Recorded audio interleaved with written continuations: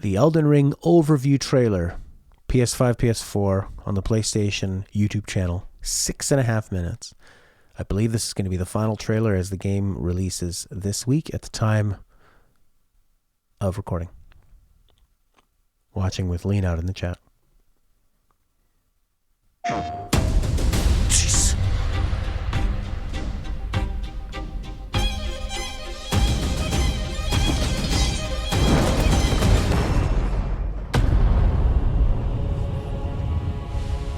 Elden Ring is an action RPG set in a dark fantasy world.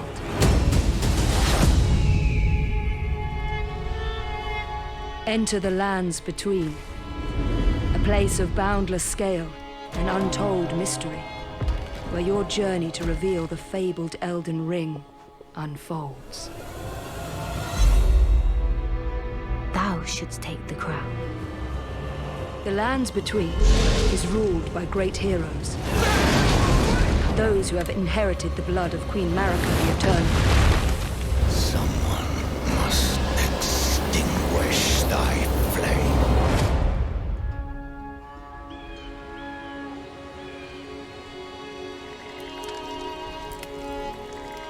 You play as a descendant of the Tarnished, a group of heroes once banished from the lands between.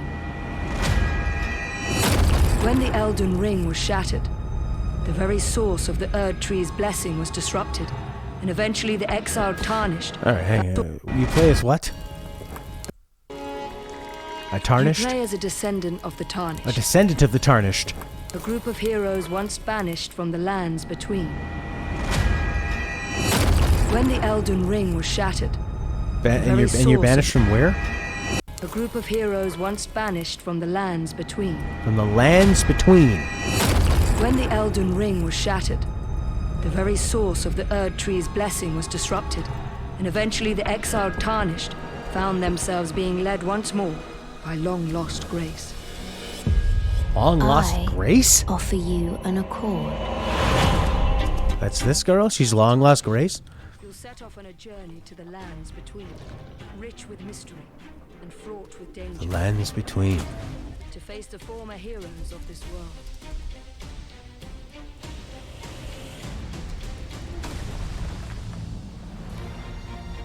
And, yeah, basically play Dark Souls. Comprises massive dense play spaces, teeming with threats and brimming with the unknown. You'll face many fearsome enemies, meet a wide variety of characters, and discover hidden dungeons. Those who brave these catacombs, mines and caves, will find themselves adequately rewarded. I mean, it looks exactly like Demon Souls and Dark Souls. Very much so, like all the same sort of architecture, the glow, the visual flair. A complex and intricately built dungeon map that connects seamlessly with the surrounding landscape. These sprawling environments offer their own style of tension, really smooth. Kind of looks like a remastered Dark Souls. From that of your journey through the overworld. They're pretty smart the way they seem to like really separate the characters from the environment. And not have too many things in the environment that are going to weigh down the engine. To assist with navigation. Place beacons and markers for places that catch your eye. Like Zelda. Or fast travel to previously discovered checkpoints. Fast travel. For faster traversal, summon Torrent, your trusty spectral steed, at any time, anywhere outside of dungeon areas. Torrent offers excellent mobility, making it possible to venture further and higher into the lands between.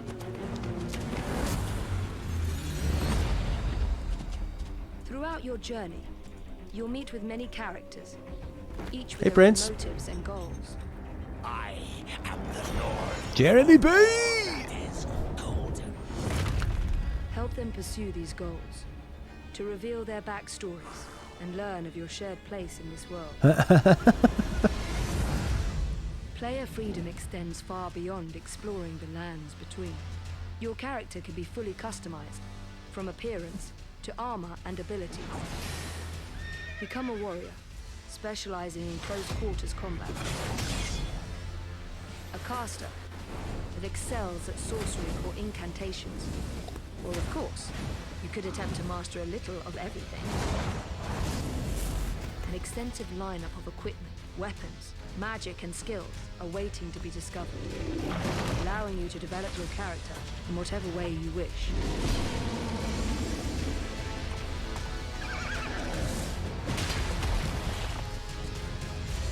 A keen adventurer may find item crafting useful, using materials picked up along the way.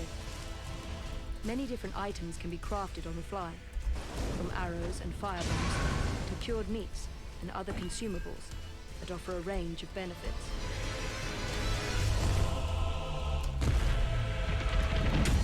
The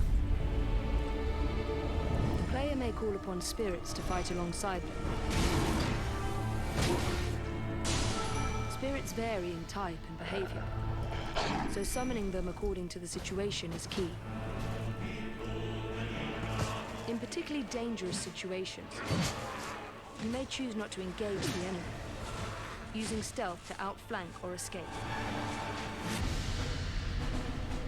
You can also join with players from other worlds to journey, explore, and challenge tenacious foes together.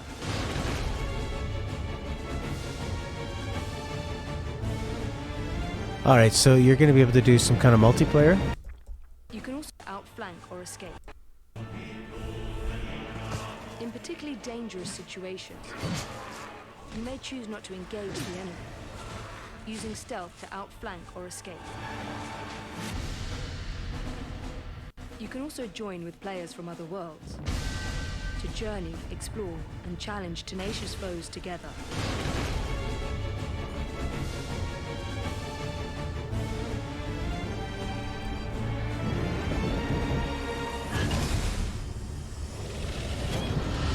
The expansive world of the lands between is abound with danger, intrigue, and mythological drama. Begin your adventure and reveal its secrets for yourself. Rise, Tarnished. Rise and become the Elden Lord.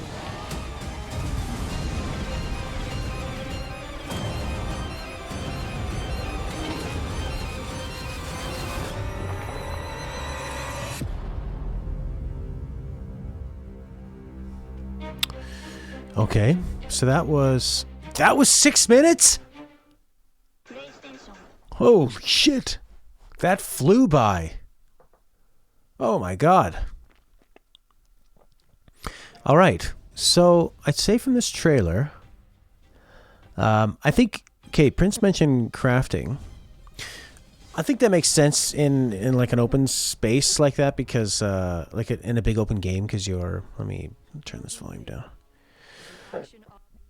Because you need a way to, well, I guess you could just grab things. Like there could just be health that you kind of come across. What's the difference between having something that is going to be craftable versus finding it? With crafting, that can be skill that you increase, and you can introduce more choices where either people are going to have the choice of like, do you want to craft health stuff? Do you want to craft magic stuff, attacking stuff? Like you think about The Last of Us is always a great example of it because you have items that the same items will craft say like a medical kit, first aid, or a bomb. So you have to make the choice, right? So you introduce a bit of strategy that way. Also, as you're sort of exploring a land and just coming across things, I guess that just gives you more material to find and to work with, so it adds some value to coming across that kind of stuff. But that could also be done the same way with just finding health and finding these items. So it's interesting to have it as crafting. I guess it just sort of like works with when it's an open world. It just makes a lot of sense that way. So that's an interesting trailer. I mean, I'm surprised. I haven't watched a trailer for Elden Ring in a long time. I tend to avoid a lot of trailers before they come up, but I was kind of getting hyped up by everybody in our Discord. And because that's the thing with like the media and stuff. we're so fragmented. There's not like a nightly video gaming news that I watch where we all kind of get all the stuff curated. It's just whatever people on our Discord happen to bring in and be excited about. That's what I'm gonna catch secondhand without seeking it out. And this one, I feel I can trust From Software to not spoil a lot of stuff in their trailers or even in their network tests that Leanout was talking about. Is it just Leanout here that did the network test? I didn't want to. The open world reminds you a lot of Breath of the Wild in terms of traversal. Yeah, well, when you put down the markers and they shoot down like a vertical beam from the sky, and also the ability to quickly fast travel back to checkpoints, that's not specific to Breath of the Wild, but Breath of the Wild uses the same kind of system. That's a cool creature there. This thing looks like, oh man, it's so ghoulish. It looks like, is it a tree? Is it a squid? It's like you can see these eyes and this like pig nose. Jeremy's been playing a lot of Ultima Online with your uncle and Elden Ring coming out. Got you pumped up for gaming again. Nice. Why were you banned from Final Fantasy XIV? What have you been doing? You organized a freedom convoy in Final Fantasy XIV and got banned? You played the test for 2 hours and stopped? They're interesting games. You know, when I think about Demon Souls and Dark Souls, Bloodborne, Sekiro, I think obviously the biggest difference is going to be that it's open. And I think that could really, really help because with Dark Souls, they're very challenging games, and there's a little bit of an option where you could fight this boss, you can fight another boss, and that's helpful because if you have players that are banging their head against a boss and they just are not able to get past it, I think it's really, really nice. So I think it's really, really nice to be able to have that option. So when you're in an open world, I would imagine that there's going to be quite a lot more options you can do. That'll be pretty interesting how they do that or how they kind of dial it into, because it's not, I mean, because it's an RPG where you're picking your playing style and then just upgrading that. It's not like Zelda or something where they have to figure out what specific abilities you're going to get. I think now Leonard had said no matter where you go, you still find content and that it's quite dense.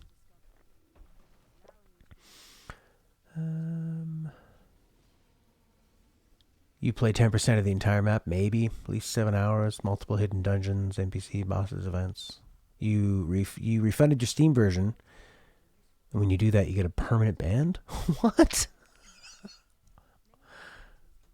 Wow. That's very petty of Final Fantasy XIV. Oh, you don't want to play our game? We don't fucking want you ever. Ever. God, that is really harsh. So I think, so what else from this trailer? Yeah, the spirits, that's fun. I think in a big open world game like this, it could be a little more, say, I mean, these From Software games are always kind of a bit lonely, but I think in a big open spot like that, it's nice to be able to summon spirits and kind of have them helping you. And to be able to play with friends, it looks like when they were talking about multiplayer, which is coming onto the screen now, you have, see right there, it just said summon Prophet. Players from other worlds. Prophet. Summon this cooperator. Okay, that makes sense. Summon cooperator. That seems online. Is it content that has story significance or just dungeons in the Skyrim sense where it doesn't have any connection to the story? Yeah, I mean, Skyrim, the whole story is about discovering things in the world, and that's most Bethesda RPGs. It's all side stuff, and then there's sort of like a thin mainline path that has to do a lot with the game. But I find if that stuff's well written, it doesn't need to be a part of the main line. It's going to be interesting anyway.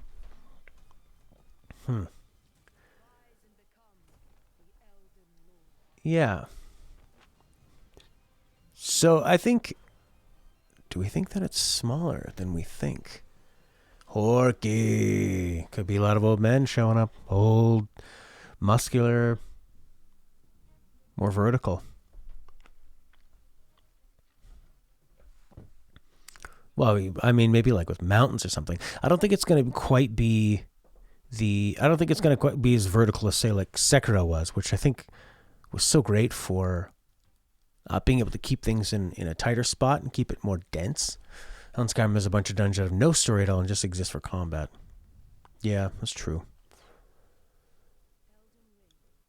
That can be, you can get yourself into a bad loop in Skyrim where you end up just going to dungeons and fighting the same enemy. Especially if you stick with the same kind of like spells, because the game will sort of try to create the opposite.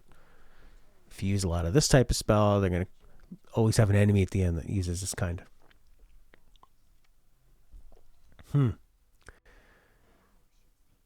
I feel like when this trailer first starts off and they're showing you this world, it's like, wow, I guess because it's 60 frames, it really feels different. It kind of feels like the characters just stick out a bit against the world.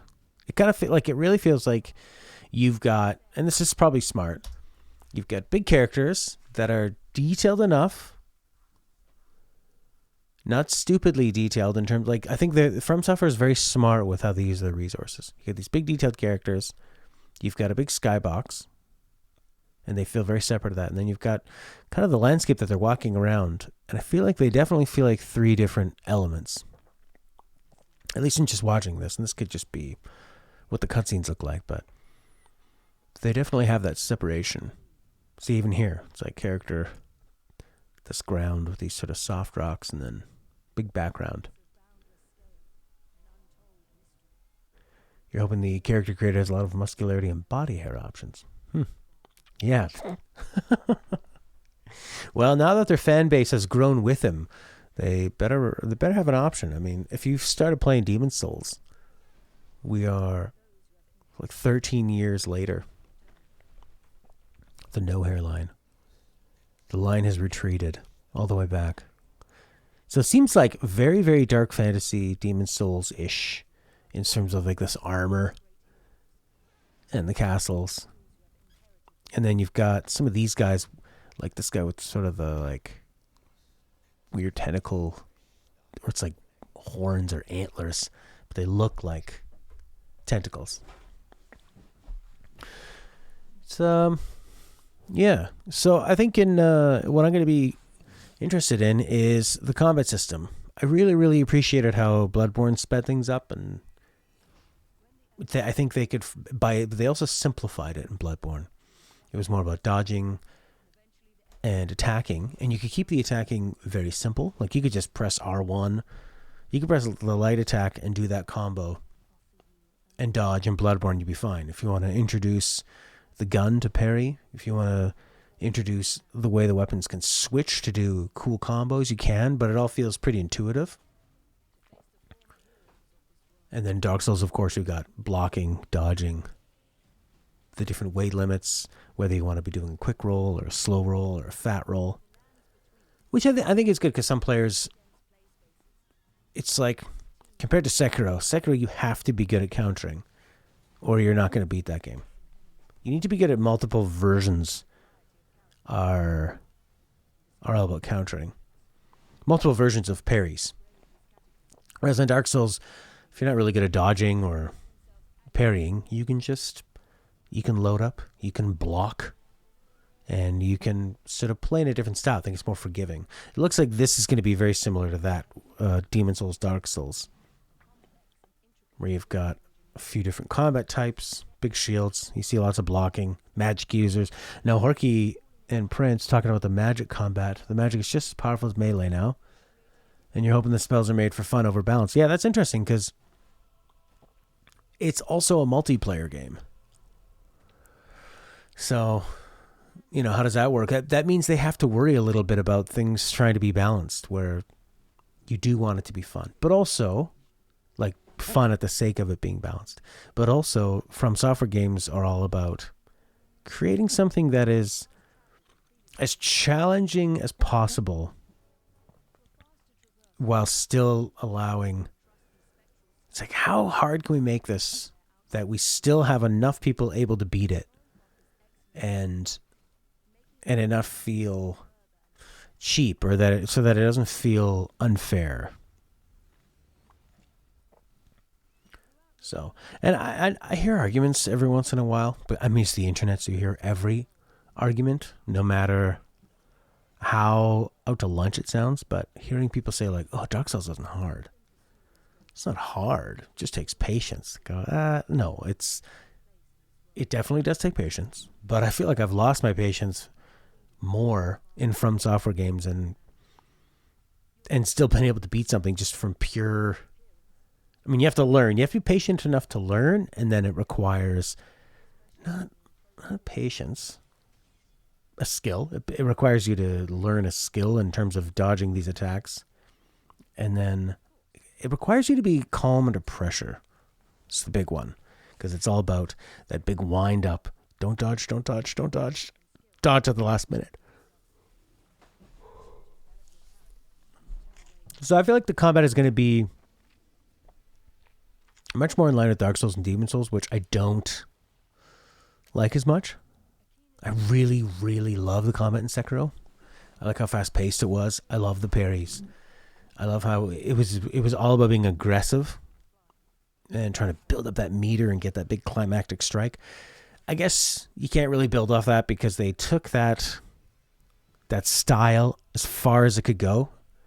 So I guess it's time for something new. And I like Bloodborne more than, say, Dark Souls combat because it was just so quick and fast. What's Jump King or Pogo Stuck? Developing a strategy and executing it flexibly when things don't go as planned. And then, yeah, this seems like it's going to be more. Yeah, all the characters kind of have that big, slow, committed wind up. So I don't know if I like the combat as much, and I don't know if it's going to work as well with dealing with mobs. I feel like if you're exploring out in this game, you're definitely going to be dealing with a lot of big creatures, a lot of mini bosses, which makes sense. That'll be really cool. I mean, talking to your friends and saying, "Oh, did you go north of the creepy swamp and find the, I don't know, magic kung fu bear? A lot of spells that have a large AoE. You know, magic might be the way to go." I'd probably try 2 different characters. I'd probably try maybe like pure magic, lots of summons, AoE spells. Oh man, what was that last creature? This guy. That's cool. Sort of like a panther, dog, bear mouth. Albert Einstein hair.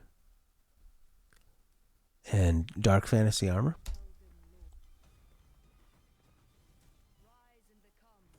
Yeah, that was nice. Whoa, did that dragon just come up and shoot this guy in the face? Oh, no, that's your head. I thought the dragon just kind of came out of nowhere. The dragon's head is on this character. How many bosses? I bet you it's going to have something like, probably a lot, 12 to 14 big main story bosses, and then probably dozens of smaller bosses. February 25th. These games, I have an interesting, and I'm sure a lot of people have this kind of relationship with them, is that they're so difficult and they can be terrifying and they can be basically a lot of negative feelings. You know, they're trying to make you feel oppressed, claustrophobic, defeated, hopeless, and then you overcome them. And it's kind of a rite of passage in a way. Like, you feel proud to have beaten Dark Souls 1 and 2, 3, and Bloodborne, and Sekiro. And I'm talking mainline, of course. And I know I haven't beaten Demon Souls. And I haven't beaten all the DLC of these Dark Souls games. That's where it really gets hard. So to have this one, I mean, when I think of open world games, I think of like relaxing games, you know, like explore, enjoy the ambiance, go to the world or have the world come to you, sit by the fire. Oh God, what's this place all about? What's all this stuff hanging?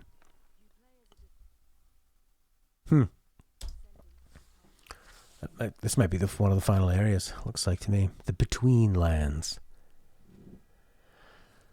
I think it's going to have a ton of bosses, and then it kind of feels like, what's this Horky clip? Let's check it out. Yeah, so for the game to be successful in an open world, I guess that it'd just be interesting because these games do make you feel so negative in a way. They're this challenge where it's always felt right for it to be linear. You know, it's like with a few dalliances, but you're going through a pretty straightforward path to get to the end of a From Software game, where it feels like, you can bang your head against it a lot. There might be a few different bosses you can check out, but you've got to get through this.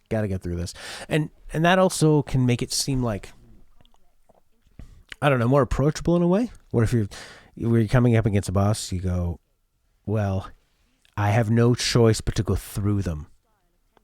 And other people have done it. And this is what we're going to have to do. So just get used to it. Now Demon Souls, I didn't mention in my list of games I feel proud to have beaten because I've never beaten Demon Souls. Not the original. Not the remake for PS5. And God, I'm glad that I have the disc version of PS5. So I could return that. Right. Yeah, you can summon people. That always feels, that's nice.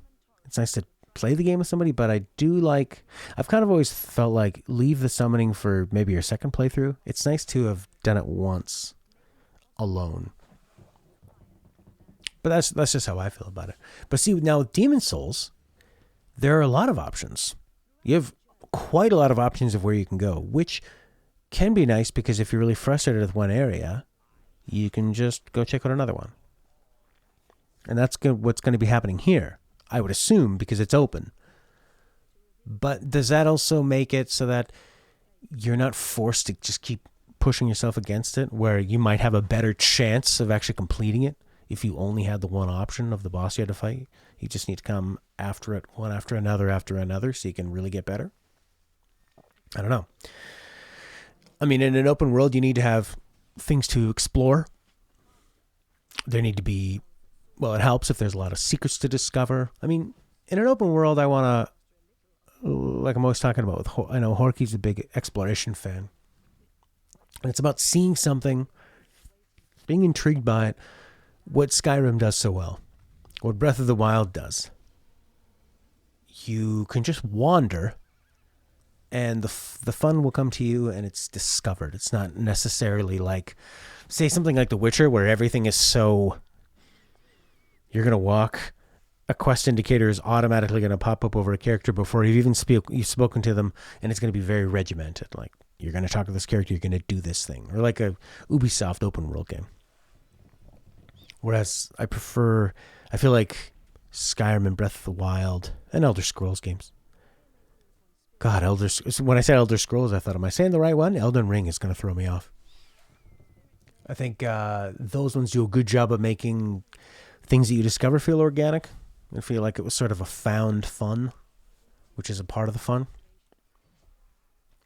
Will it be tedious having this big, large area? There's a lot of not backtracking. There's the ability to fast travel to places you've been. So that could hopefully cut down on that. The review embargo is going to be open in a couple of days. There'll be a lot of 8s and 9s. There'll be a couple 10s, and there'll be a couple that say it's actually a 6. Of course, as the internet reacts to itself. Will you get lost? Seems like the map's pretty good. And it seems like it doesn't clutter it too much. They put in just enough. I do like that From Software is not worried about, not worried about like trying to show off everything. I would say like the way The Witcher is. It's really trying to be quite pretty and quite dense. And From Software is always, they're pretty good at not overextending themselves. Even though a lot of their previous games when they first come out have run kind of shitty. How will this open world run? Dark Souls 1, when you get to, what's that terrible town you go through when you're walking down the ladder? What's that place called? The Abyss? No, it's not The Abyss. Blighttown, runs pretty bad. Blighttown, which was great in the remaster. Now, does anyone know if the recent games like Bloodborne's probably never been at 60, but have the remasters been at 60? Was Sekiro at 60? This one feels, I don't know, it just kind of shocks me when I see this Demon Souls, Dark Souls looking thing, but having it move so smoothly, especially because it is so cinematic. Oh, Elden Ring will have a swamp area, of course. But so when you have something be open and have the ability to just run from one end of the map to the other as it gets discovered, from one sex doll narrator to a creepy dragon on somebody's arm to another. How's it gonna run? Is that gonna impact the visuals? Is that gonna impact the frame rate? Also, it's not just on PS5, Xbox Series, and PC and Stadia, but it's on PS4. Not even like PS5 and PS4 Pro, just regular old PS4, the regular old Xbox One. That worries me a bit. That means that, obviously, is this the girl you're talking about seems really out of place? Yeah. Yeah, when you first said that, I thought you were talking about the sex doll narrator, but she does look like she's straight out of Nier or something. I feel like Bandai Namco just had her character in a barrel, and they're like, you want this? We got a bunch of these.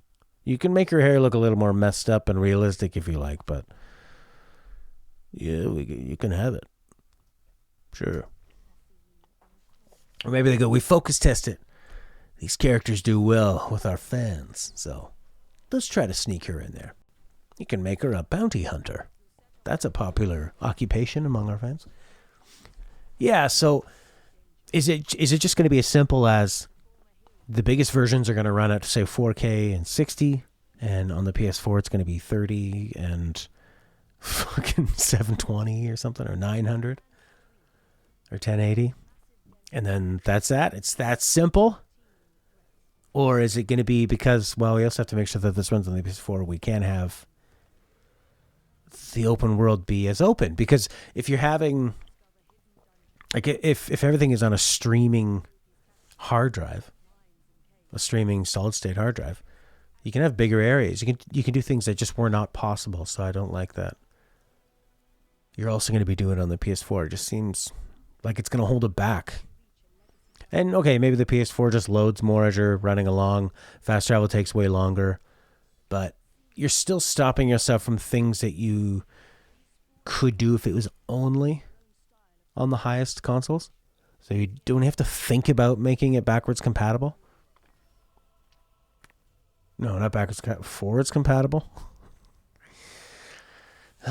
So, yeah. Oh, I noticed also they had a tweet. I think it was Bandai Namco, and they say you're from software. I could be way off about this being Bandai Namco. Worldwide Elden Ring release schedule, so that you may know, and in knowing, plan your actions. So is this a hint in some way of the gameplay loop? So you may know, and in knowing, plan your actions. I don't think this is going to be like a Zelda game where you need to go around and collect 3 pieces of this so you can get 4 pieces of that. It'll probably have one overarching. Let's check out this horse action. One kind of overarching thing you need to do. You need to kill 10 of these bosses. Get their souls or whatever the hell. Seasonal changes in the world. If the leaves change color? Probably not. I would assume that, like, this is the fall area, this is the snow area, and this is the spring area. I don't think they're all going to move. Trying to get a sense of this horse. I mean, the horse fights look pretty cool. Oh, that horse jumped like a fucking mountain goat. Look at this guy. Boing! Fucking super boing! Rocket horse. Rocket League is popular. Could we have a rocket horse alongside this sexy anime girl? That is like a little monkey wolf with a bowler hat. Very Bloodborne-y. Bloodborne makes you horny for monkeys and bowler hats.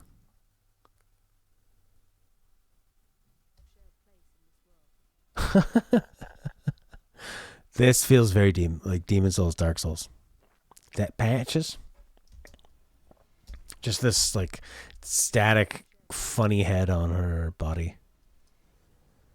I think you know what's going to be fun about it is I think it's going to be a lot more characters you're going to meet, NPCs. And that's always been a fun part of this Miyazaki universe. The weird people you meet.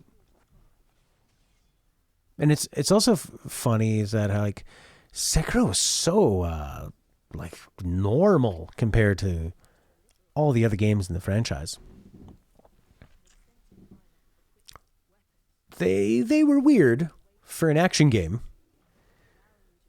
but I mean, you just felt like you could have semi-normal conversations with them. They cared about things like life and death and politics and survival and, you know, armies invading and stuff. It wasn't just like, what's the story of this? You are a descendant of the Tarnished. The Tarnished were banished from the lands between. Between what? We don't know. Japan and America, I think. The Elden Ring was shattered. The source of the tree's blessing disrupted. What's the source? The Elden Ring? Ish. The exiled, tarnished, led once more by a long-lost grace. Now we go to the lands between to face former heroes. So why are they former heroes? Because they lost their grace and the source of the tree's blessing was screwed up. So, because they were banished from the lands between. So the lands between are pretty good. They're places you don't want to get banished from. And if you're tarnished, you can't be there. The Tarnished were banished. And you're a descendant. So in terms of getting this game, I'll probably get this one day one. I've been spending a lot of time in Game Pass land, having a great old time. Having a great old time playing older games and not spending any money. So many games to play. But this is it's like a landmark monumental game that I'll be happy to play and then probably extremely frustrated to play. Because they're tough. You feel like this one's going to be more polished. You don't have anyone to play Wonderlands with at the moment.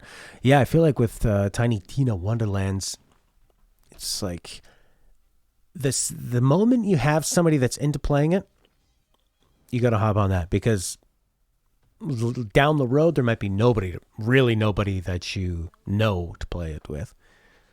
And if it's too new, so you got to find that sweet spot. I got some other trailers here. Here's the Sekiro trailer. Much blurrier. Prince has played all the Borderlands games solo. Interesting. So Horky's really split between Tiny Tina's Wonderlands with this one. Yeah. God, he looks like Kiryu, eh? Forgot our old little Sekiro character. And that was the thing, too. They could actually design somebody. I loved Sekiro. Sekiro had everything I like about From Software games. The challenge, the atmosphere, the style. But it felt surmountable and less... I guess I'm just a basic bitch. I like that it was a bit more normal. I love the agility, the parrying. I loved everything they added. That's for sure. Almost everything. I like not worrying about what weapon I was using. I'm a basic bish. And fine. Banish me, tarnish me. Oh, yeah. And just the aggressive fighting style. I'm so basic. Still hard, though. It's So that's Sekiro. Oh yeah, I miss flying around like that. The Bloodborne trailer. Bloodborne took me several times to get into. Because I think when I played Bloodborne, I can't remember if I beat Bloodborne before Dark Souls. I think Bloodborne first. So I just was not in the... My brain, it's like you have to... Until you've played games like this that are this difficult and completed them, you have to almost like reset yourself, where it's like you have to change what you think is possible. Oh yeah, Tiny Tina's launching on EGS, and it'll have a bunch of patches to smooth everything out, and then it'll just go to 30% off. Yeah. Oh, for sure. It's epic. That's the great thing about From Software, Bandai Namco, is that they've been pretty good about their games. They've got, Bloodborne has an issue where I think it makes it really difficult to remaster it, or remake it, or improve the performance, which is a bit of a shame. But playing that game, I never felt like I ran into any issues. I don't know what it's like on PC. It's not on PC, is it? No. Sekiro was. Sekiro was out in everything. Bloodborne on PC? Will it happen? No. Yes, Bloodborne is coming to PC, they say. Whatever. Yeah, like Bloodborne has its issues, and I think it's more to do with like how it was made, in a way. But it didn't stop me from enjoying it the way, even like some of the slowest parts of Dark Souls 1. But see, now there's like a very accessible remaster for Dark Souls 1. Dark Souls 2 was pretty smooth. Dark Souls 3 ran pretty great. You got the Demon Souls remake, so yeah, I think Elden Ring is... I'd put big money on it releasing just fine. They haven't had issues with that, and I feel like in the past, and I just feel like when you look at Elden Ring, they're not biting off more than they can chew. I think that they're like, okay, so with Sekiro, they went, let's try to add a whole shitload more combat systems and movement. But they didn't make a gigantic world. They just had small spots. They were very, they weren't like CD Projekt Red, where they go, let's do stuff we've never done before all at the same time, and fucking cars and motorcycles, and it's a huge open world and lots of stories and branching paths and customizable characters and male and female and different, and you're like, whoa, calm down. You can't do any of this really well. So Sekiro was a huge jump where you were adding all the different new types of combat and traversal, but they kept it pretty small. Still great, but yeah, pretty small. They weren't worried as much about like crazy, different, fantastical atmosphere. Grounding it probably made that easier too. Because in a Dark Souls kind of world, you need to wow people with like, here's a frozen winter magical castle, and here's like interconnecting sewers, and not that like anybody ever wants to go into sewers or swamps. Whereas, in Bloodborne, they wanted to amp it up, but they sort of dialed back a lot of the, they made the combat simpler in a way. I don't know. They're just really smart about, we're going to increase some things here, but we're not going to do everything at once. So when you've got Elden Ring, it's like, okay, we're going to make this open. That's a huge change. So they're also going back to everything they know from before. So they can draw on all their experience and systems from, say, Demon Souls, Dark Souls. Right. Okay, so now we got system specs for the PC. 12 gigabytes of RAM prerequisite. And Bloodborne had 60-second loading screen problem. Yeah, dying in Bloodborne was lame. But I don't know, you had that 60 seconds to sort of let your heart rate return back to normal. 12 gigabytes of RAM prerequisite. I wonder how much RAM I have. I don't even have a... I don't know. I don't have a gaming computer. I have 16 gigs of RAM. I mean, that's pretty standard now, isn't it? I bought this computer maybe like 3 years ago, 2 or 3 years ago, and it was used. I mean, having 12 gigs of RAM to play a modern AAA game feels pretty normal to me. I mean, and if that's an issue, you can always just spend a couple $100 and get like go buy a PS4 for a couple $100 and see how it runs. More about people saying that's pretty unusual relative to other PC games. Oh, right. So, and that's not like recommended. That is a prerequisite. Yeah, and also interesting because I really doubt there's 12 gigabytes of RAM in a PS4. I really would assume there isn't. I'm going to guess there is 8. PS4 RAM. PS4 has 8 gigabytes. It has 16 half gigabytes. Okay, PS4 has 8 gigs. 16 times the amount found in the PS3. What the hell? The PS3 had a half a gig of RAM? Am I thinking of that right? Wow. The prereq indicating they didn't have time to optimize the game to run on PCs. It's more of a smell. Indicating there could be other issues that come along with the time crunch or just legitimately required. Oh, I see. God, well, that's another thing too, is that in the past, the Bloodborne only had to run on a PS4.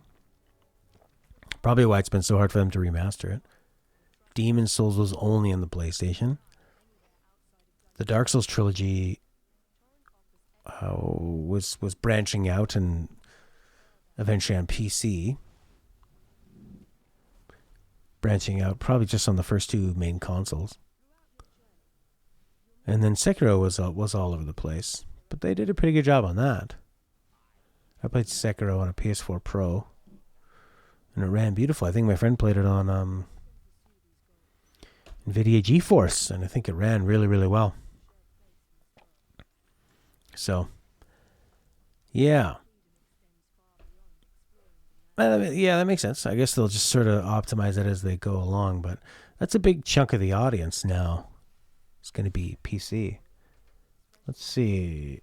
Let's go Sekiro sales on PC. Is there any way to track that?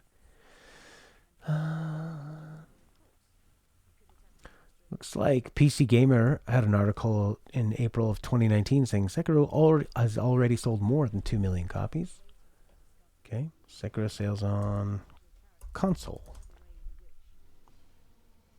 5 million copies in July 2020. That's not necessarily on console. That could just be overall sales. On release day, Sekiro drew over 108,000 concurrent players on Steam, the highest for a new game launched during January and March of 2019, and the third highest of any Japanese game in the platform's history, behind only Monster Hunter World and Dark Souls 3. Wow. Oh, so Dark Souls 3 was already setting the standard for that, showing them that it could be done, that PC was a big market for them. Remains one of the most played games on the platform at the time. Okay. Huh.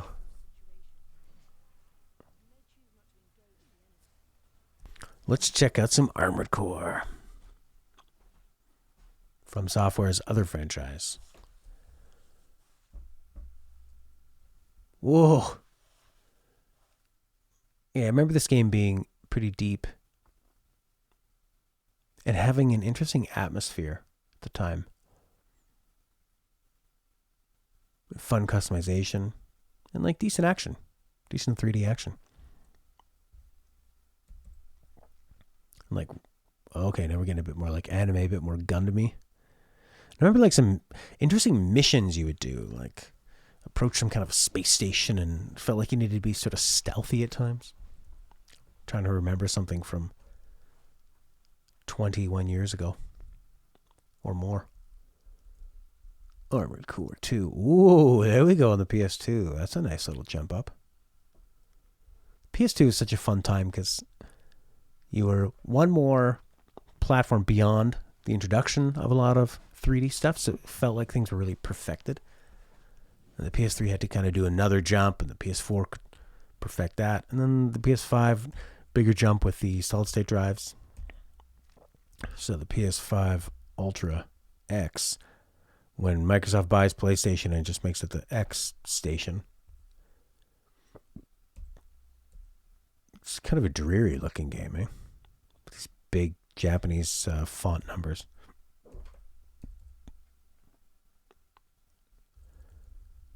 All right, that's Armored Core. I wouldn't mind jumping back to maybe Armored Core 1 or 2. Armored Core 4 on the 360.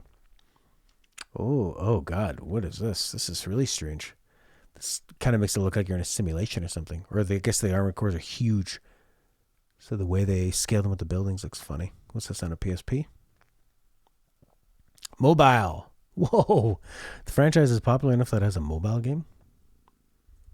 Okay, now what's Armored Core 5 look like? Armored Core 5, 2012 on the 360. Oof, this looks great. A little brighter, really quick. Lots of fun effects. Background looks nice. Verdict Day. This one looks pretty sort of desolate. Looks like it takes place in the Shadow of the Colossus universe. PlayStation. Here's the Demon Souls trailer.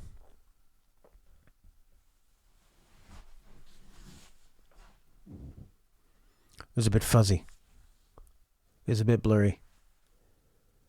One of the most rewarding, challenging games. IGN 9.4. This game was just so different from, especially that time period where the PS3 360 platform had really started embracing hand-holding with games. Had a Vita look. Yeah.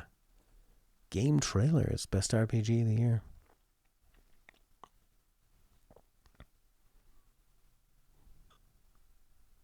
Game Informer. Big nines all around.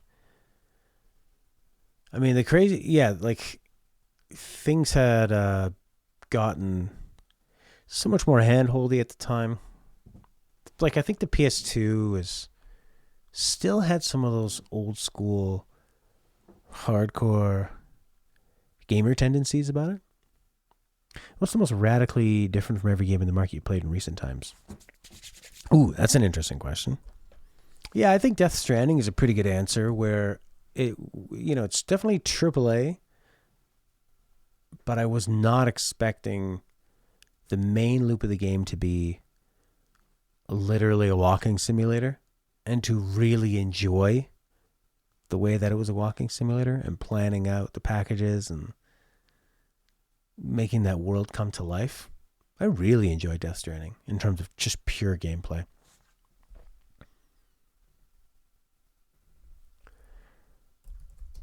Yeah, well, sure. So, like, what's the way Demon Souls kind of flipped it? But see, Demon Souls was just so, like, it really kind of, I guess did it change gaming? Or did it, I mean, it created its own little genre. A genre of basically, what if games were as difficult to say Castlevania was, but 3D.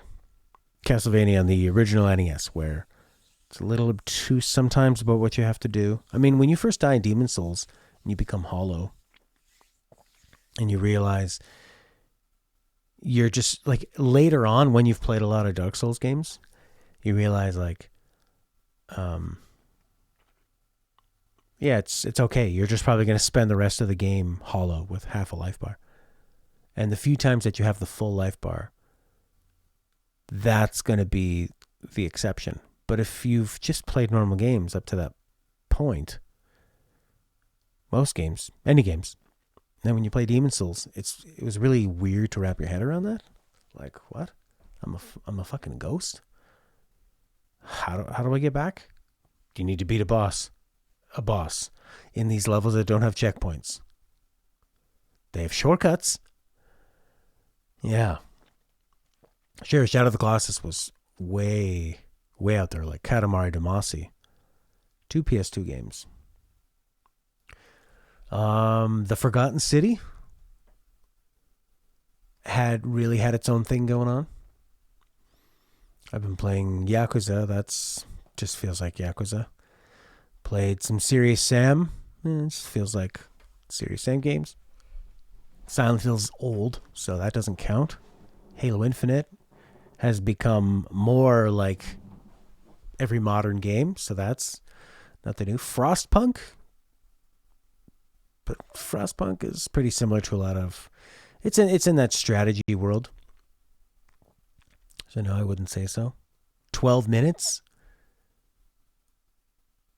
Yeah, that felt pretty unique. I mean, had kind of like a bigger budget but it was like a cinematic.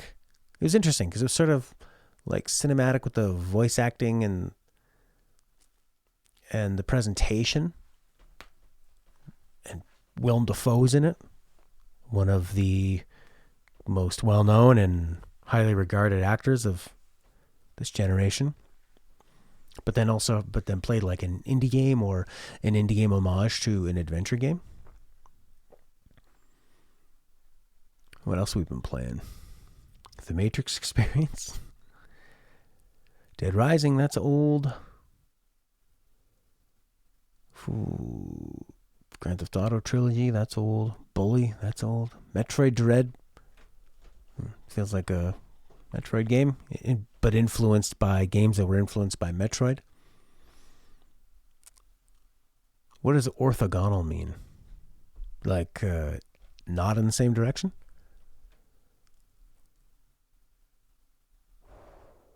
Deathloop. Yeah, Deathloop was, it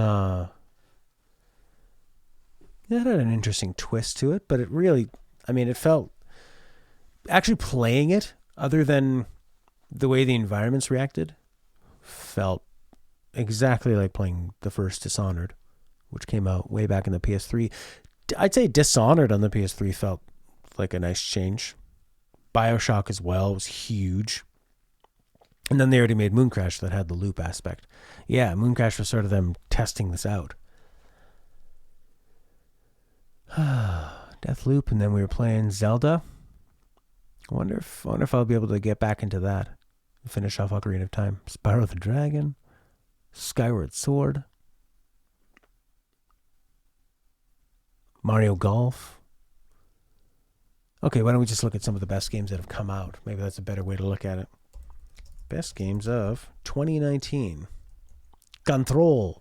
Yeah, Control felt pretty different. I mean, the way a lot of you guys in the know were saying it's like a RPC game or something. That text game or whatever, where it's all about the lore and the reading, but then turning it into this 3D magic powers shooter with like really strange way of telling stories. Control was in 2019, and I just happened to type in 2019. Sekiro felt pretty original. Good year for games in 2019. Death Stranding, Outer Wilds is quite different. Devil May Cry 5, Star Wars Jedi Fallen Order, The Outer Worlds. You had a Fire Emblem game. Sekiro, Control. Wow. Baba Is You. Apex Legends, which, yeah, it was a battle royale game, but took the really tight gameplay of, say, a Titanfall and put it into a battle royale format. Disco Elysium came out in 2019. That felt quite new, although I've never played Planescape Torment, and I feel like it's riffing big on Planescape Torment, but it's probably definitely doing its own thing. Wow, 2019 was an amazing game. Amazing year for games. You had a Pokemon game that year. You had Bloodstained Ritual of the Night. You had the Untitled Goose Game. Tetris 99. You had a Call of Duty, of course. You had a Luigi's Mansion. Plague Tale. You had Kingdom Hearts 3. The Division 2? Resident Evil 2 Remake? Holy shit. Hypnospace Outlaw. That was good. Borderlands 3. The Cadence of Hyrule. What the Golf? I haven't heard of that, and I like golf games. Good lord, an Ace Combat 7 game? That might be DLC. Monster Hunter World. Ape Out! Wow. Ape Out was quite original. Yeah. Okay, now what came out in 2020? Animal Crossing. Oh, Spider-Man Miles Morales. What a good one. Last of Us Part 2. Ghost of Tsushima.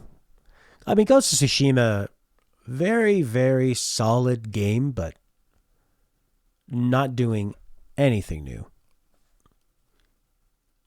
I mean, having the wind show you which direction you need to go is interesting, but it's like riffing on what Dead Space did, where you had the stomp the ground and it shows you a line. You had an Ori game.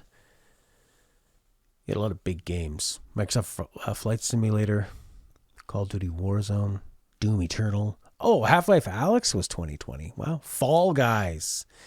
Right. Online game. There were a lot of big online games that year. Among Us too, right? I think Among Us might be older, but gained a big following during our COVID lockdown of 2020. Oh my God. 2020 was the big PS5 release too. Because you had Astro's Playroom, Demon's Souls, Star Wars Squadrons. I was really happy to see that because it was EA just making a cheap Star Wars game and it being the best one they made. And then now they don't have the license anymore. But LucasArts or Disney's LucasArts is just letting, seems like anybody make them if you have an idea and you got money. Dreams. Cyberpunk was 2020. Yakuza Like a Dragon was 2020. That Desperados game was 2020. The one we're playing on Game Pass that's getting taken off of Game Pass. If you like real-time strategy, kind of like XCOM but real-time, which I prefer turn-based for that stuff. Paper Mario. Wasteland 3. Sort of like a grab bag. Resident Evil 3 remake. Neo 2. God, that seems like it just came and went. The terrible Super Mario 3D All-Stars combo pack. And that's kind of it. Oh, Xenoblade Chronicles. Best games 2021. Resident Evil Village. Blah. Halo Infinite. That was 2021? Huh. Hitman 3. It Takes Two. Metroid Dread. Ratchet and Clank. Rift Apart. One of my favorite games in the last couple years. No, I thought Resident Evil Village was okay, but it also, I just kind of felt like it was all over the place, and I didn't really like the writing, and I thought it was like a solid 7, but I would never want to play it again, ever. And then it just like goes all over the place to the end when you can really feel that it wasn't a Resident Evil mainline game to begin with. Ratchet and Clank Rift Apart, that I fucking loved. Metroid Dread I really, really liked. Deathloop, okay. Returnal, God, I wish that wasn't a roguelike. Monster Hunter Rise. Man, remember when Monster Hunter was big in Japan on Vitas and stuff, and then that was it? Or 3DSs? And now it's like every year you get this new Monster Hunter game and you're confused as to, is this a mainline game or no, this is like a Switch version or what the hell are these things? That 3D World, Bowser's Fury, The Forgotten City, Death's Door, Life is Strange True Colors. So what are going to be the big, now 2022, that'll be the big year. Elden Ring. Starfield, that's not releasing in 2022. New Horizon, Dying Light 2. What's this Sifu game? SIFU. Another Pokemon. Stalker 2. Breath of the Wild 2. Ghostwire Tokyo. God of War Ragnarok. Some big franchise games. Splatoon 3, Kirby. What's this? Plague Tale? Sequel? DLC? Tiny Tina's Wonderlands? Bayonetta 3? Alright. And another Total War Warhammer. Oh, Sifu. They rip off Sekiro Stamina Gauge. Whenever you die, you get 1 year older. Oh. Well, let's look at a trailer. Beep, bop, boop. Soul Hackers 2. Okay.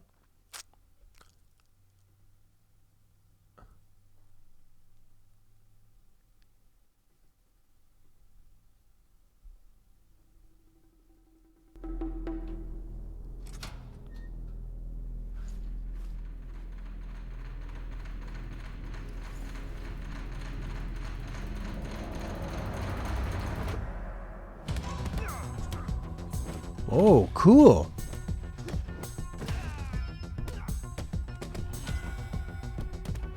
Oh my god, it's actually like a real martial arts game. Martial arts game that seems like it's inspired by fight choreography from martial arts movies. So when you die, you get older. You turn into an evil version of yourself with a goatee.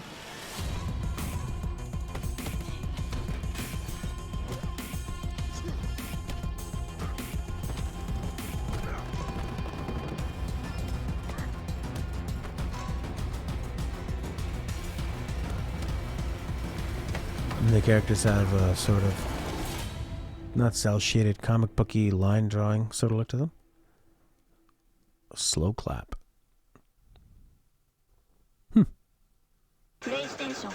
And that's out, is it? Sifu. Who's Slow Clap? Independent Game Studios. What games have you made? Sifu. Oh, Absolver. Okay.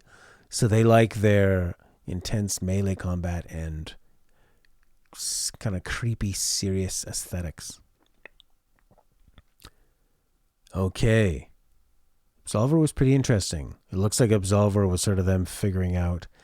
Because Absolver didn't really have much of a story. It was just a lot of fighting and it was creepy. And now they've got this Sifu game. Huh. Street Fighter 6.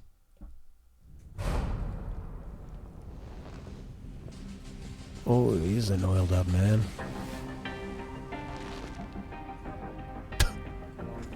So not totally realistic proportions. I mean, his back looks kind of realistic. All right, you ready? Look at this guy. A guy from Fire Emblem or something.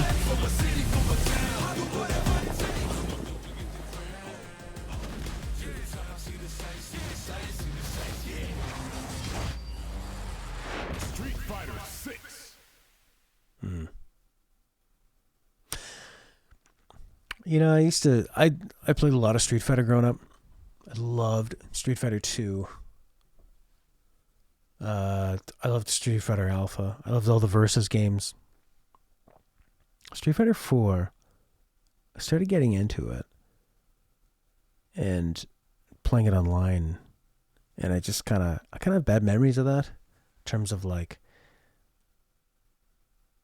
it feels like, I mean, for those games to have fun playing online, you have to get really serious about them.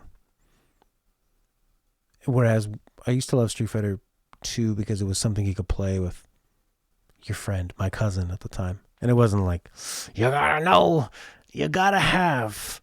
That's what it is. It's your time usage. It's like, should I be spending all this time being able to react if somebody does an air attack or a ground attack and know that I can pull off this 35-hit combo or something?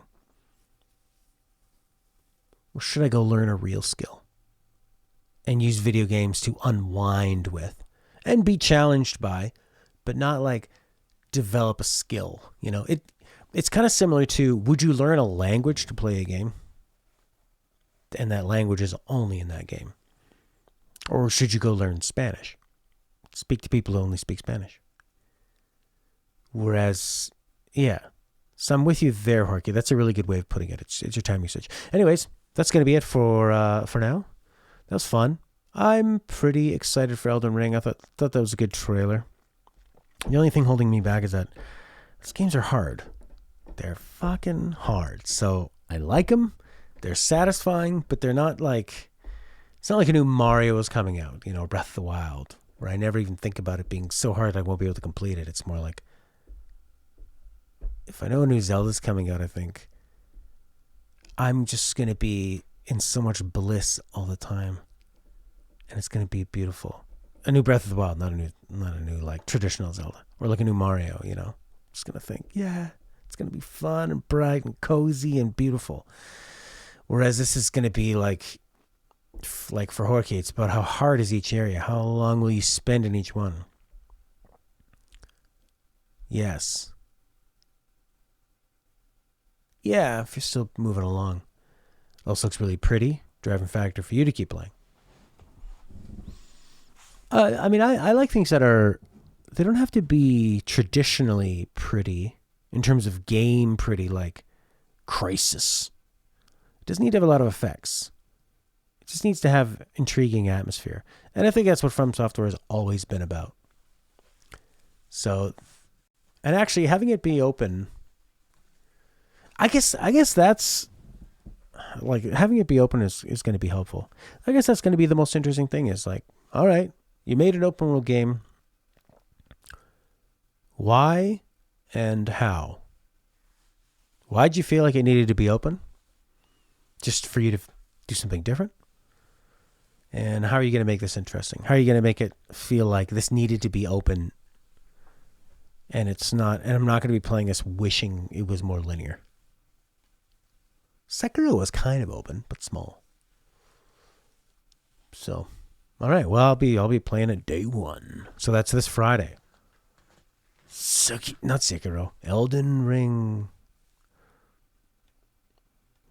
Sekiro is just more fun to say too.